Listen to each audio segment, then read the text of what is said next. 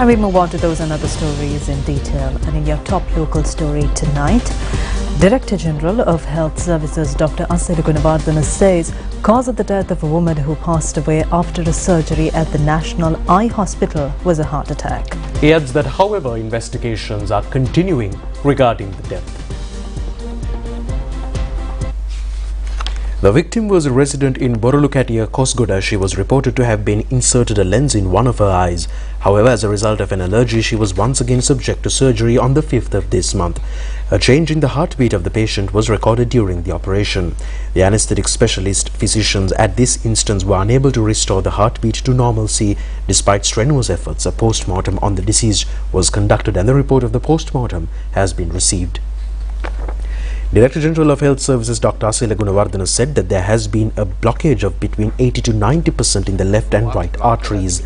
He further says that the post-mortem has revealed that a heart attack has caused after the anesthesia. The Director of Health Services has further said that it has become clear that the death was not attributed to the application of anesthetic drugs on the patient. He added that, however, they have forwarded all the anesthetic drug used during the operation to the National Quality Laboratory for further examinations. A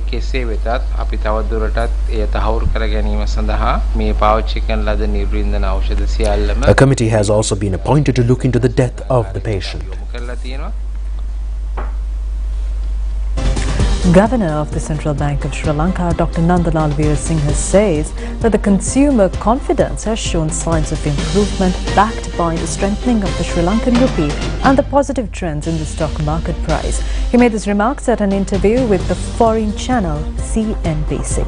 Governor, how would you describe sentiment among Sri Lanka's consumers? And the last time we spoke face-to-face was in your office, and Sri Lanka was going through a crippling economic crisis. There were queues at petrol stations across the country that were kilometres long. How would you describe sentiment amongst Sri Lankan consumers and business now? If you look at now, compared to the situation, there are no more shortages, essential, not at all. And also prices of petroleum, gas, all these things are also coming down. And also government has relaxed a lot of import controls that time for us to manage balance of payment. That also has eased a lot, and all other taxation will be eased going forward. So consumer confidence is all the indicators showing confidence is coming back. Currency has appreciated so far this year, and also if you can look at share price index also very positive. So we see consumer sentiment and the demand is picking up. That's why we think recovery will commence from the second half and going forward. So we are clearly seeing some stabilisation in the macroeconomic picture in Sri Lanka. This ought to be an opportunity, Governor, to stabilise the situation in the longer term, to really de-risk the economy in the longer term. What do you want to see then from your colleagues in the finance department, at the government, at a fiscal level? What needs to be done? That's also what is important, not only for the central bank, Minister of Finance. First important one to ensure fiscal path, fiscal trajectory moving towards generating a primary surplus of 2.3% on the long-term basis, and fiscal consolidation process must continue as announced in the IMF program. And the other important part is the structural reforms, institutional reforms, addressing corruption and vulnerabilities, protecting social safety net, all are important pillars. This is an opportunity to implement all these difficult reforms. They already implement some of the SOE, state-owned price reforms, cost-reflecting pricing formulas, privatization and improving the structure of the state-owned prices, and also Central Bank Act. But most important is corruption and vulnerability. New anti-corruption law has been discussed at the Parliament. New Central Bank Act, institutional reforms, yes, and also Fiscal Responsibility Act to ensure going forward there will be no fiscal slippages. Those has to be institutional reforms just to ensure going forward we have a stable macroeconomic policy framework and we are moving in the right direction. Meanwhile, Attorney-at-Law Sanjeevani Abekon says it is a punishable offence under the Act of the releasing of indecent material which causes harm to a person. She has made these observations to the national television in connection of a video being circulated in social media these days. Legal advisor for women and children's law Sanjeevani Abekon said that a video is being circulated where a monk and a woman has been filmed in a room. She said that it was seen that some people were assaulting and using abusive words while forcefully stripping the woman. She said that no woman or man should be treated in a manner where they will feel inconvenient and unpleasant. She said that such forceful actions can be defined as criminal offences of assault, harassment and sexual harassment. She further said that filming and sharing such acts is also an offence under the Act of Prevention of Obscene Publications. She further said that even though a question raises regarding this act of a monk, and even if it contradicts with the religious ethics, the criminal law cannot be exempted in this regard.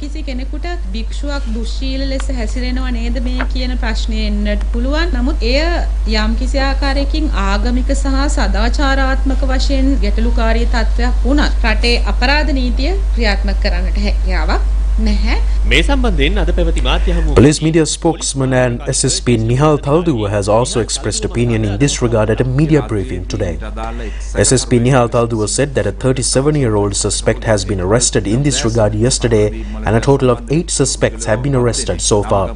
He further said that the video has been uploaded to social media and investigations are carried out in this regard. The radiation treatment machine of the Apeksha Hospital in Maharagama is reported to have been inactivated. Director of the hospital, Dr. Aruna Jayasekara, says repairing of the machine has got underway. Around 1,000 residential patients are daily receiving treatment at the hospital. Nearly 2,000 patients arrive daily for clinical treatment alone. The 5 radiotherapy machines daily attend the treatment of nearly 300 patients. One of these machines is not functioning at present.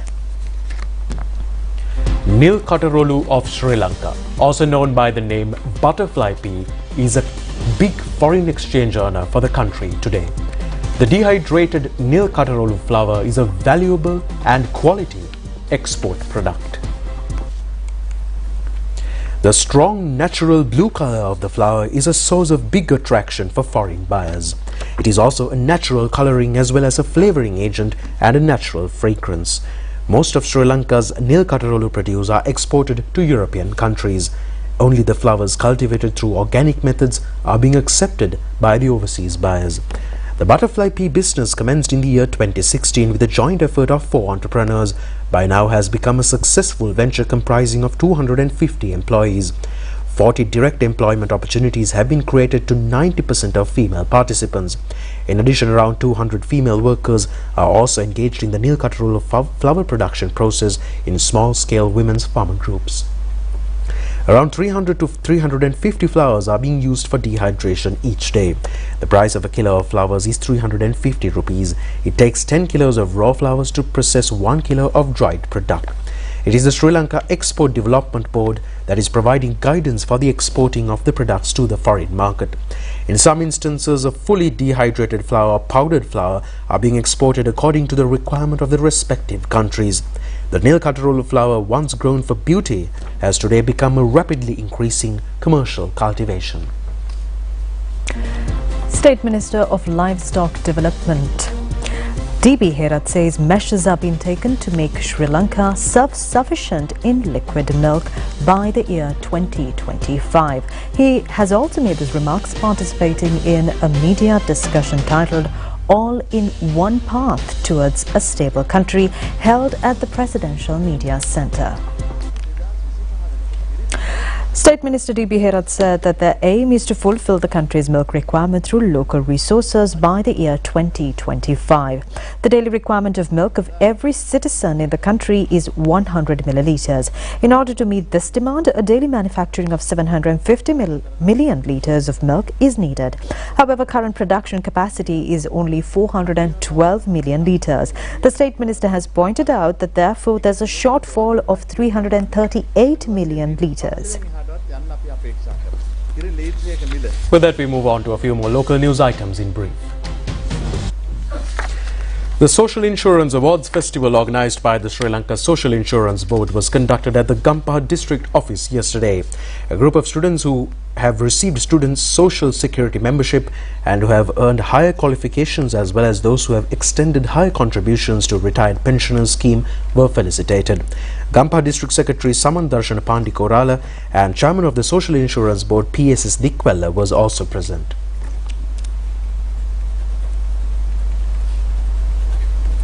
Dr. Hector Veerasinghe and Dr. Mrs. Swarna Veerasinghe have been felicitated with the Medal of the Love and Loyalty offered by the Russian government. The awards were handed over to them at the Russian Centre in Colombo on the day held in connection with the Family Love commemoration.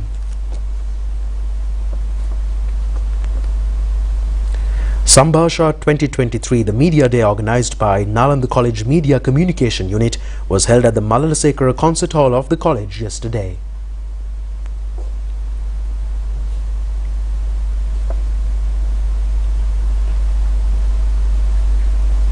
New commander of the Air Force, Air Marshal Udeni Rajapaksa, has received the blessings of the sacred tooth relic in Kandy today. Devadana Nilame Pradeep Nilangadala was also present on this occasion. Thereafter, the Air Force commander has called on Mahanayaka of the Askiriya Chapter Most Venerable Varakagoda Sri Jnanaratana Thera and the Anunayaka of the Askiriya Chapter Most Venerable Vendaruwe Upali Thera.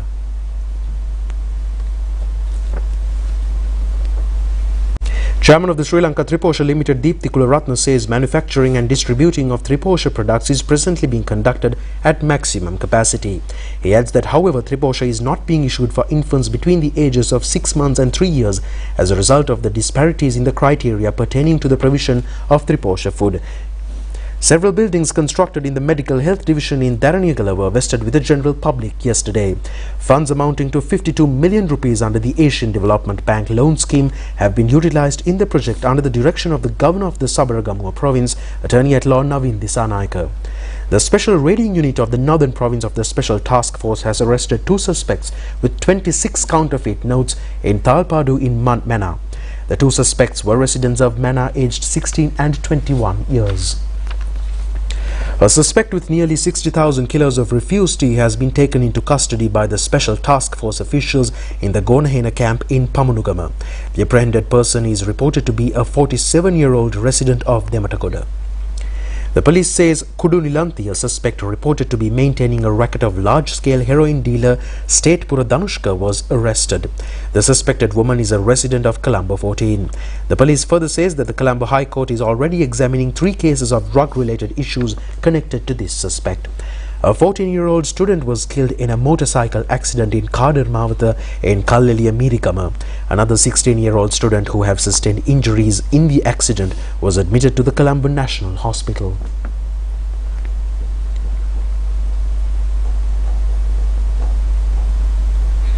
The Gampaha police station has arrested 2 suspects with a consignment of narcotic ice which has a value of more than 12 million rupees. The suspects were aged 22 and 28 years and are residents of Nadagamua in the Gampaha police division. A special program series is being conducted in connection with the completion of 23 years of the Nugasevana program of the national television. The 3rd workshop organized in this regard was held at the Kurunegala Provincial Council Auditorium throughout the day today.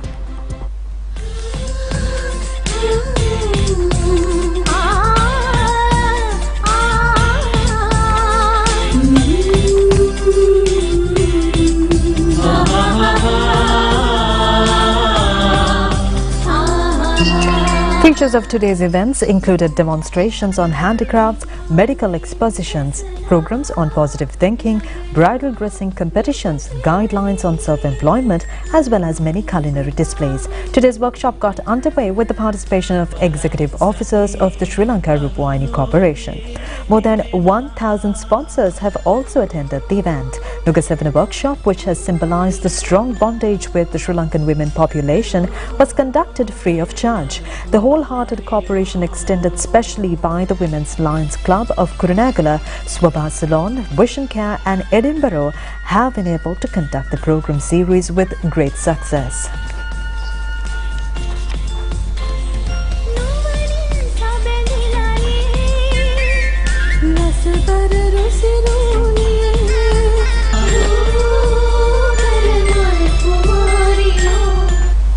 In other stories, the Netherlands is set to hand back hundreds of precious artifacts taken from Indonesia and Sri Lanka during its colonial period. Objects to be returned include a gem-encrusted bronze cannon and a looted cache of jewels from the Lombok treasure. A report had urged the government to return items if countries request them. The agreed restitution comes as the Netherlands increasingly confronts its colonial past. Sri Lanka will take back a lavishly decorated 18th century bronze cannon currently on display at Amsterdam's Rijksmuseum, thought to have been a gift from a Sri Lankan aristocrat to the King of Kandy in the 1740s. The cannon is believed to have fallen into Dutch hands in 1765 when Dutch troops attacked the Sri Lankan kingdom of Kandy. Other countries have also begun returning precious looted artifacts in recent years, notably Britain and Germany.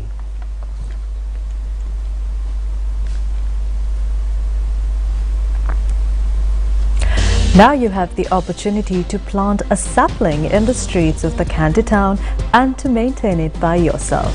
The aim of the tree planting program is to make the city of Kandy an environmentally friendly place. Accordingly, any citizen would be able to plant a tree in any street of the Kandy town and to name the plant in the name of the person who plants it. The project has been named as A Tree for Kandy from Me, which contributes towards a place of shelter with clean air. Kandy Municipal Council will take care of the plants planted on the sides of the Kandy streets. You have to pay only a contribution to the Municipal Council for the maintenance of the plants. Any donor will be accorded the right to inquire into the progress of the plant planted by him or her. It has also been pointed out that large groups of people have already contributed to the project. Each of the contributor is entrusted with the provision of a certificate. The Navy is taking measures to restore a tugboat and a barge which have drifted into the southern sea area in Mannar due to a technical fault. The tug carrying the barge, which was on its way to India from Maldives, met with the accident recently. 9 Indian and Indonesian nationals were among the crew of the craft. The restoration work is being carried out through coordination of the Colombo Marine Search and Rescue Centre. The ChannelEye Marine and Rescue Centre has informed Sri Lankan authorities on the floating of the craft towards the northwestern sea of the island. Accordingly, the Navy has taken measures to provide necessary facilities to the affected crew.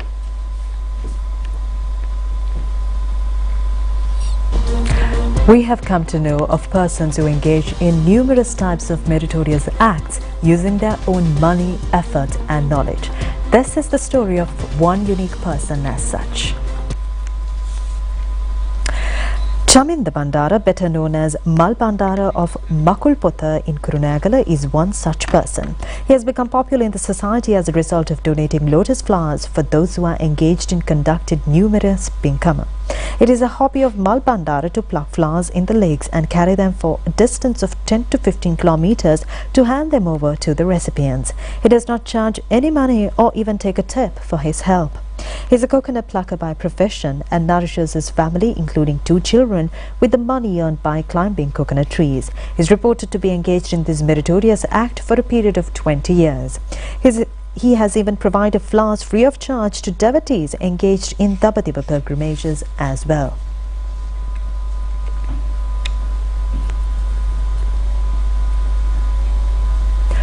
Foreign news on the other side of this break.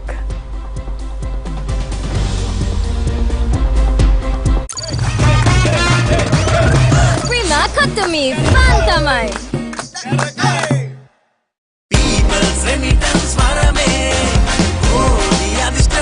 வெளிநாட்டிலிருந்து பணத்தை மக்கள் வங்கிக்கு அனுப்பி வாராந்தம் 1 லட்சம் ரூபாய், மாதாந்தம் 1 million ரூபாய், ஆண்டிறுதியில் மாபெரும் சீட்டெழுப்பில் 1 கோடி ரூபாயினை வெல்லுங்கள். பீப்பிள்ஸ் ரெமிட்டன்ஸ் கோடி அதிர்ஷ்டம். நேரடியாக அனுப்புங்கள், பெரும் வெற்றி காணுங்கள்.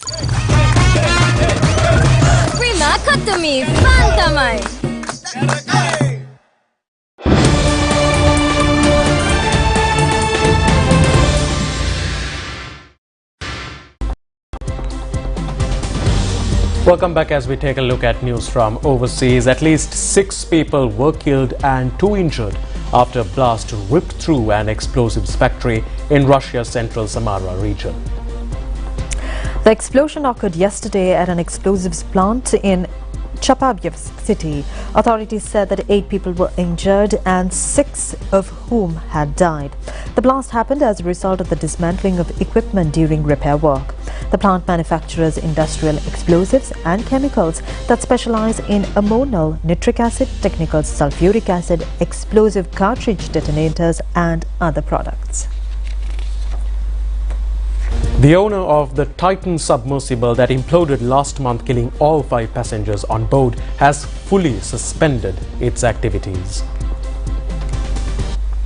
It was reported that the Ocean Gate company had stopped all exploration and commercial operations. An investigation is ongoing into how the sub imploded during a dive to the Titanic wreck on the 18th of June.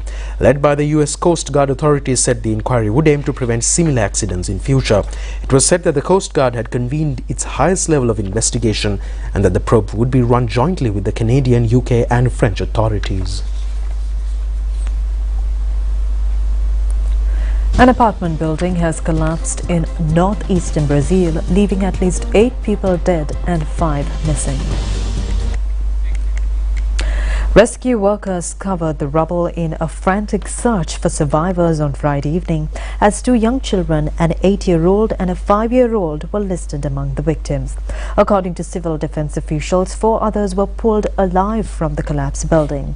It was not immediately clear what caused the collapse, which occurred on Friday morning, when many residents were likely asleep. In the meantime, a vessel that's said to be the world's biggest cruise ship has completed construction at a shipyard in Finland and is set to sail on the January 2024. Royal Caribbean International's Icon of the Seas is 365 meters long and will weigh a projected 250,800 tons. It is set to be sailed on Caribbean waters in January 2024 and will comfortably hold 5,610 passengers and 2,350 crew members. It will have the world's largest water park at sea and it will feature 6 record-breaking water slides, 7 pools and 9 whirlpools. Icon of the Seas is also Royal Caribbean International's first ship powered by LNG and fuel cell technology as part of the company's move to a clean energy future.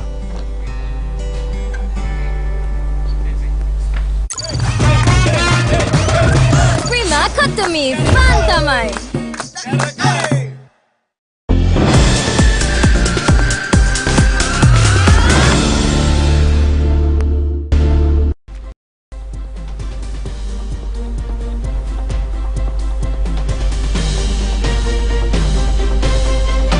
And in your sports news tonight, the final match to qualify for the World Cup cricket tournament will be played between Sri Lanka and the Netherlands in Harare, Zimbabwe tomorrow. Sri Lanka and Netherlands have already engaged in 4 encounters and the Sri Lankan team was the winner in all matches. This is the second occasion of Sri Lanka and Netherlands competing in the World Cup qualifying tournament. Earlier, the 2 teams have competed in the Super 6 round as well. Sri Lanka has secured a 21-run victory in this round. Sri Lanka faces the finals as the only unbeaten team in the tournament.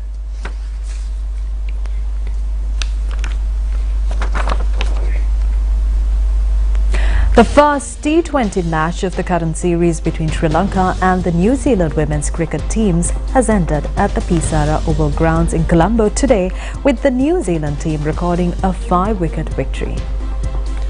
The Sri Lankan women's cricketers who entered the field to bat first has scored 106 runs for the loss of 9 wickets within the 20 allotted overs. The highest scorer was Vishmi Gunaratne, who scored 26 runs. New Zealand team won the match with 5 wickets in hand. Susie Bates scored 44. Hiroshini Priyadarshini has taken 3 wickets for the Sri Lankan team. Isipatana College has secured an excellent victory against DSN Anaik College in an inter-school rugby tournament match organised by the Sri Lanka Schools Rugby Association at the Havelock grounds yesterday. The Isipatana team has played aggressively from the beginning and secured 22 points, and the DSN Anaik College was only able to score 6 points. At close of play in the 3rd match of the current Ashes Trophy Test cricket tournament between England and Australia, the Australian team has scored 116 runs for the loss of 4 wickets in their 2nd inning. In the 1st inning, the Australian team has scored 263 runs. Prima Katami Fantamai. And with that, we conclude tonight's English news on Rupavahini. I'm Kasani signing off together with Lakshita. Good night. Good night.